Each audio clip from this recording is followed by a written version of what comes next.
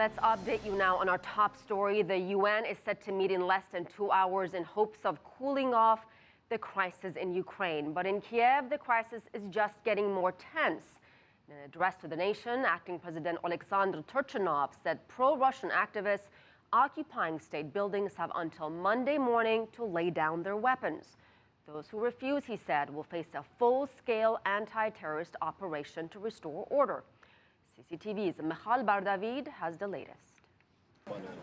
Reports of deaths in Slavyansk, the possible tipping point for Ukraine's interim government. Sunday, the Interior Minister Arsen Avakov reported one security officer was killed and 4 injured in gun battles with pro-Russian militants. Russia reported at least 1 protester killed and 2 injured.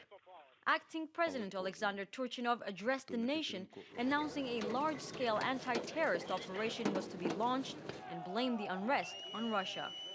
Russia denies this accusation and has warned the Ukrainian government not to use force against the protesters in eastern Ukraine. Moscow also said it will appeal to the United Nations Security Council to intervene in light of Ukraine's planned moves. The operation is no doubt a risky one. The men who have seized buildings in many cities across the region are armed, creating the potential for deadly clashes. In Kharkiv, street demonstrations turned violent on Sunday. Following a rally of Euromaidan supporters, clashes broke out between pro-Russian activists and pro-Western protesters. 50 people were reported wounded. In Luhansk city, where demonstrators have been occupying administrative buildings for a week, the scene is not very different. Activists there have been burning tires, building tents and barricades, preparing to stay. While armed men are seizing buildings and blocking roads in different cities across eastern Ukraine, there are some women in Luhansk city that are there to protect them. Our first demand is to release our friends and clear them from accusations of so-called illegal actions. And we, mothers, sisters, will be standing here to guard our men until the end.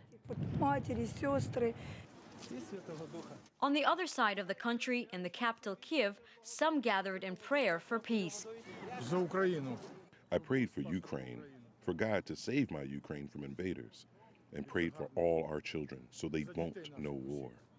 Representatives of the US, EU, Ukraine and Russia are to meet this week in Brussels in hopes of finding solutions to the ongoing crisis in Ukraine.